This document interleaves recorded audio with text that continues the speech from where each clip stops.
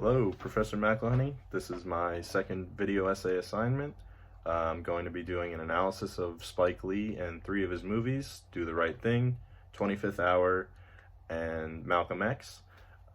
Since you left the analysis open-ended, I decided to rate the movies in terms of which one I thought was most racially fueled, to terms of least racially fueled, and while I go through, I'd also like to just bring up some of the points of interest that I jotted down while watching throughout the movies. Coincidentally, my ranking of racially fueled movies coincides with their chronological release date. So the first movie I'm going to begin my analysis on is Do the Right Thing, which was released in 1989. And it begins with an opener of Smiley, the stuttering character, introducing Malcolm X and Martin Luther King Jr. This sort of, to me, showed, that the presence of these two figureheads in the community at this time, but obviously it doesn't really go into the depth of explaining their situation as the Malcolm X movie does. The beginning of the whole racial feud in this movie comes from the character Buggin' Out, who comes to Sal's Pizzeria, which is one of the main settings of the movie, and complains that there are no people of color on the Wall of Fame. Sal's response was that it's his pizzeria, he can do whatever the hell he wants, and it's Italian Americans only on the wall. So that starts Buggin' Out's boycott, which really gains no credible or really any following until later in the movie. Just to take a second to look at Spike Lee, it was interesting for me to see this movie the first time through and, realize that as a director, he also casted himself as one of the, main characters of the movie.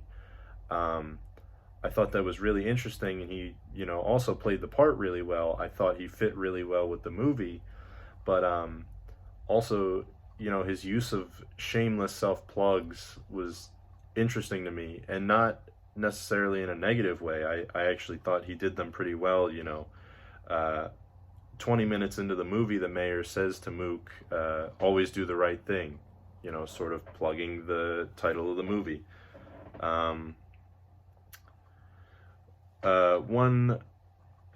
Another interesting fact about this film that I observed was that all the characters appeared to be literate and relatively intelligent. When the group of younger, neighborhood folk come up and start talking to the mayor, they're all pretty prolific and well-versed in the way they speak. Obviously, aside from Smiley or the other character with an intentional stutter, they all speak, as if they have an education, which is weird, because the film was supposed to be set in a rather low-income neighborhood, and it sort of just goes against, sort of the in-your-face conclusion that you would typically draw about, that type of crowd.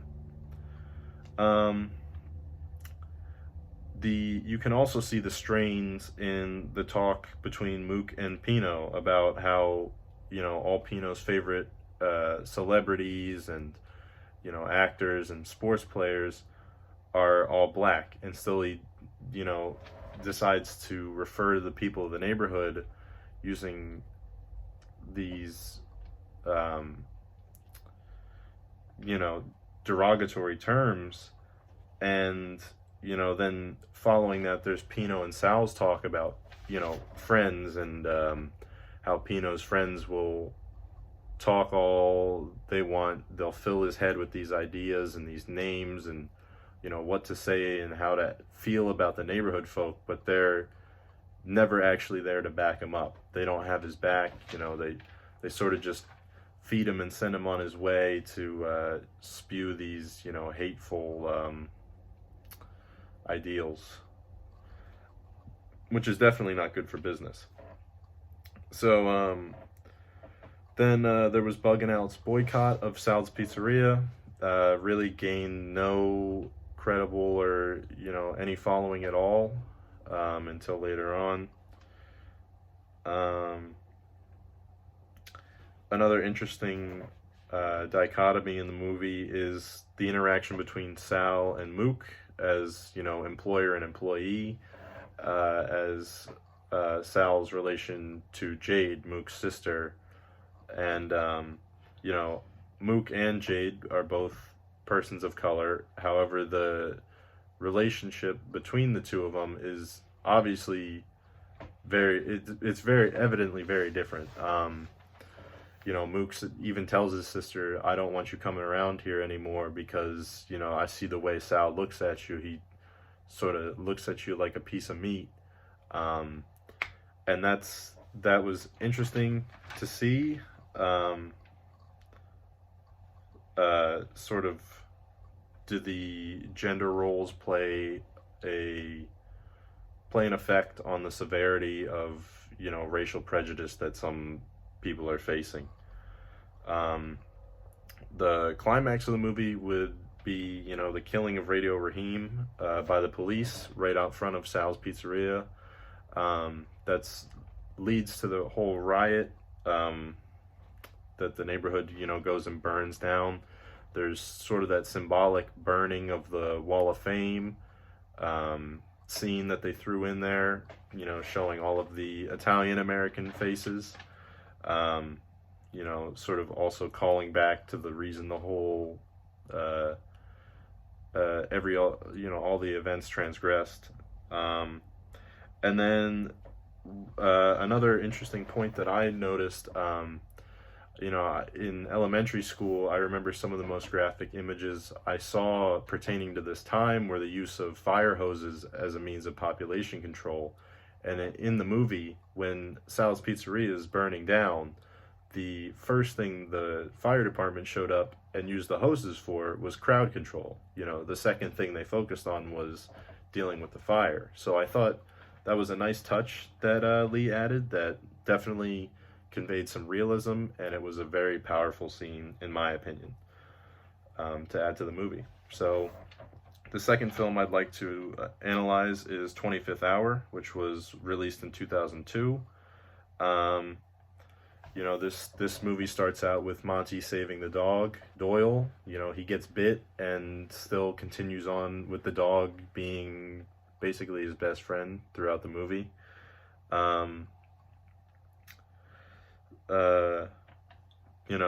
Monty and his father sort of play a blame game of why he's going away and whose fault it is in the beginning, but really to no actual result.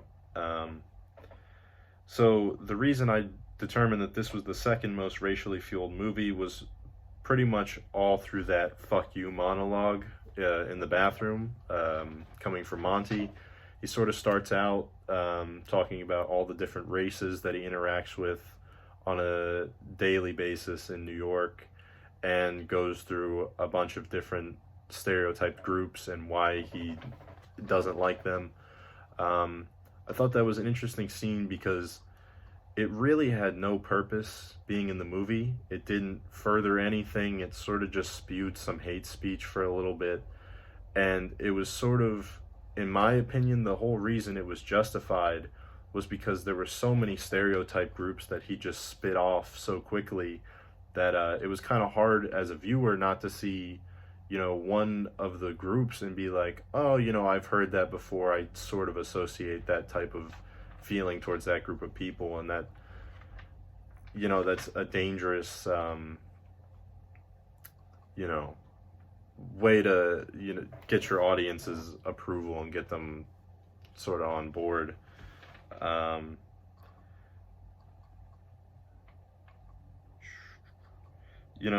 As I said, the opener stays true throughout the movie. Monty's going away for 7 years, and Doyle is still his first concern, to give him to Jacob if he can handle it. He couldn't give her to Natural and all that.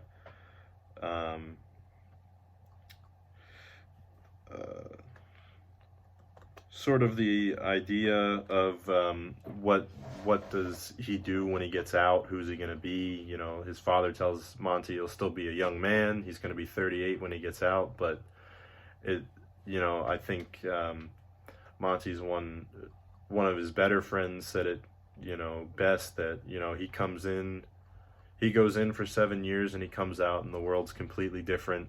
You know, he's not going to be the same man. If he takes the bullet train out, then he's gone. You know, regardless of how the situation unfolded, they were losing their friend at the end of that night, and that was pretty powerful as well. But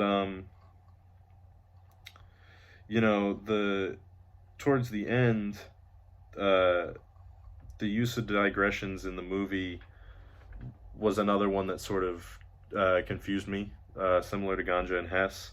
Um, Towards the end, Monty passes all the people as he's going to jail that were in that "fuck you" monologue, and they were all smiling and being nice, and he was sort of cordial back with them. It was really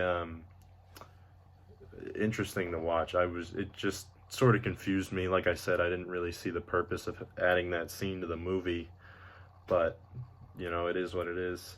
And then the final film I'd like to analyze briefly here, because I realize I'm running out of time, is Malcolm X, which was released in 1992. Believe it or not, you know, this film obviously shows a huge figurehead in terms of the Afro-American community. It dives really deeply into his life, and still I perceived it to be the least racially fueled movie, perhaps just because it felt the most factually delivered to me.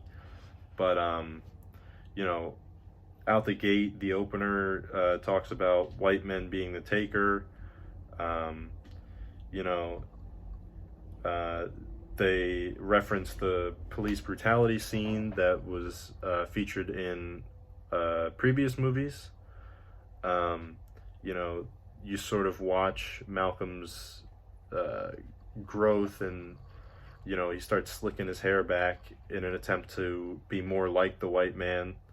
And then this movie as well, Spike Lee made another appearance, and I respect his decision to appear well, at least in these two movies that I saw.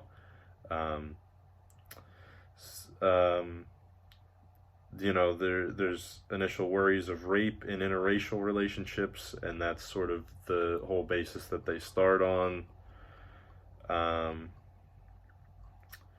You know, it sort of outlines the rough life that Malcolm did experience. You know, the state service splitting him up, and the torture and torment that they face from the Klan when he was a kid. And then there was sort of that one scene that paralleled his childhood and his life when, you know, a stranger Molotoved his house in an attempt to, you know, break him down and attack his family.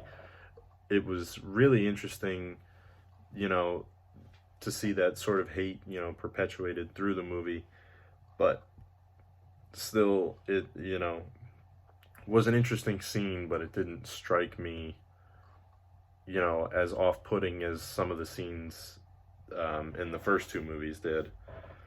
You know, going to jail was sort of the best thing that could have happened to Malcolm in that movie. It, you know, shows his main change to being a Muslim, and you know, Spike Lee's use of Martin Luther King's real life footage in order to emphasize the message, I thought really added volumes to the film, and helped add, you know, a realism aspect to it. You know, then there's the idea that Malcolm is getting too big for his boots, he's getting too ambitious, and he thinks that he is the Nation of Islam. And then another scene that sort of struck me was, you know, Malcolm being told that was a bad statement you made in front of the crowd, because it sort of turned a negative view towards the Nation of Islam. And that was pretty striking to me, because it was like the whole entire movie, you know, you are this figurehead, you're taking us all these new places and gaining us popularity, and you know, but when you make a bad statement that loses us popularity, we don't want to associate you. You're your own entity. You know, that was sort of an on you decision. Um, I thought the whole portrayal of the Nation of Islam, you know, obviously was extremely important in the movie, because his pilgrimage to Mecca and um, his worship with many different people from all different walks of life, you know, different colored people, was sort of his change, um, where he says he doesn't want to make sweeping indictments of other races in America anymore. Um, you know, one of the earlier scenes that struck me that sort of turned me off for a little bit was that, you know, the idea that the white woman came up to him and said, you know, I'm sorry for what my ancestors did in the past, and was sort of repenting to him, and he still said, you know, go away, you know, you're unwanted. He sort of repeats through the film, you know, whites can help us, but they can't join us. I thought that was sort of a cold way to look at it. It definitely perpetuates some of the stereotypes presented throughout this time period. But overall, I thought all three films were extremely enjoyable, much more so than some of the previous films. No offense if, you know, you hold them in a higher standard, but I definitely enjoyed Spike Lee's directing, and look forward to analyzing more films like this in the future. Thank you.